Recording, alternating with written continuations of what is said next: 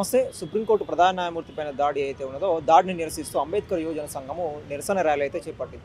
ఈ ర్యాలీలో కళాకారులు, మేధావులు, ఎస్సీ బీసీ మైనారిటీలు, రచయితలు, కవయిత్రులు వీళ్ళందరూ పాల్గొనడం జరిగింది నిరసనను చేపట్టి. సో ఒకసారి వాళ్ళతో మాట్లాడదాము. ఈ నిరసనకు చేపట్టడానికి కారణం ఏంది, దీన్ని ఎట్లా చూస్తారు, ప్రజాస్వామ్య వ్యతిరేకంగా చూస్తారా, రాజ్యాంగం మీద జరిగిన దాడిలాగా చూస్తారా అని చెప్పేసి ఒకసారి మాట్లాడడం వాళ్ళతో.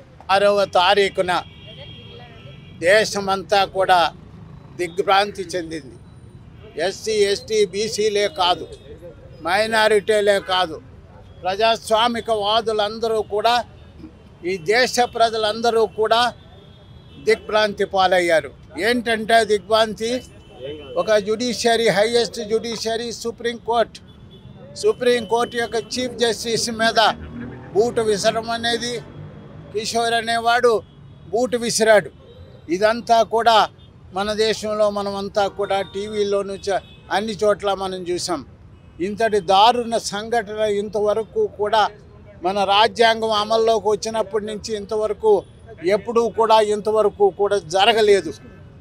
దీనిని తీవ్రంగా మేము ఖండిస్తున్నాం. ఎస్సీ ఎస్టీ బీసీ మైనారిటీ సంఘాలు ఎవరైతే ప్రతినిధులుగా ఈ రోజున ఈ ప్రొసెషన్లో పాల్గొనడానికి, ఊరేగింపులో వచ్చారో, నిరసన తెలియడానికి వచ్చారో, మా సంఘాలందరి తరఫున కూడా దీన్ని పూర్తిగా ఖండిస్తున్నాం. కానీ దీని వెనకాలన్న శక్తులు ఏదో బయటికి తీయవలసిన ఆవశ్యకత ఉంది. దీనికి ఎవరు బాధ్యులు? ఈ దేశ ప్రధాని మోడీ గారే బాధ్యులు, ఎవరో కాదు దీనికని మేము తెలియజేస్తున్నాం. చాలా మంచి పెద్ద మనసుతో ఉన్నాడు చీఫ్ జస్టిస్ అంటున్నాడు. ఆయన పెద్ద మనసుతో ఉన్నాడా, చిన్న మనసు ఉన్నాడా మాకు అవసరం లేదు.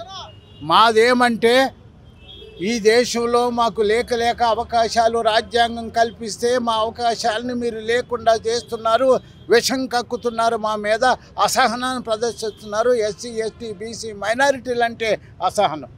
దానికి నిదర్శనం ఏంటంటే, ఈ ఐపీఎస్ ఆఫీసర్ కిరణ్ కుమార్, ఈయన మన తెలంగాణకి సంబంధించిన డైరెక్ట్ రిక్రూట్ ఐపీఎస్ ఆఫీసర్.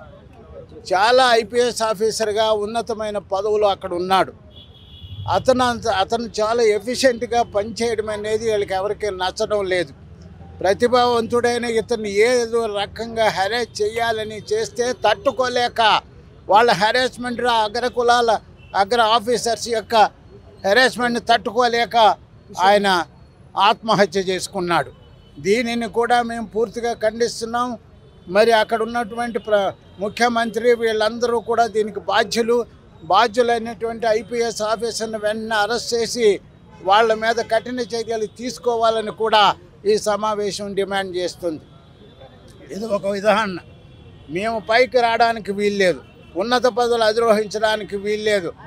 ఇప్పుడు కాబట్టి మేము ఈ కార్యక్రమం ఈ రోజున ఇమ్మీడియట్గా మా బాధను నిరసన రూపంలో తెలియచేయడానికి జరుగుతుంది. కానీ ఇంత మాత్రం సరిపోదు. మేమంతా కూడా జిల్లా వైజు కార్యక్రమాలు నిర్వహించబోతున్నాం. మా కేవీపీఎస్ వాళ్ళు కూడా ఈ రోజున ప్రకటించారు. వాళ్ళు కూడా 15వ తారీఖున జిల్లాలలో కార్యక్రమాన్ని వాళ్ళు నిర్వహిస్తున్నారు.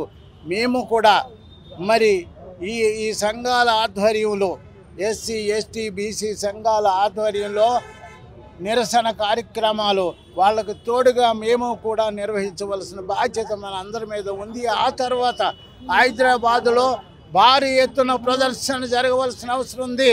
ఓ మతోన్మాదులారా, మేము వస్తున్నాము, కబడ్దారు జాగ్రత్త అని పెద్ద ఊరేగింపు, చిన్న ఊరేగింపు, మహాప్రదర్శనకి మనం ప్లాన్ చేయవలసిన ఆవశ్యకత ఉందని, ఈ మతోన్మాద శక్తులకు బుద్ధి చెప్పవలసిన ఆవశ్యకత ఉందని, రాజ్యాంగాన్ని కాపాడవలసిన ఆవశ్యకత ఉందని ఈ సందర్భంగా నేను తెలియజేస్తున్నాను.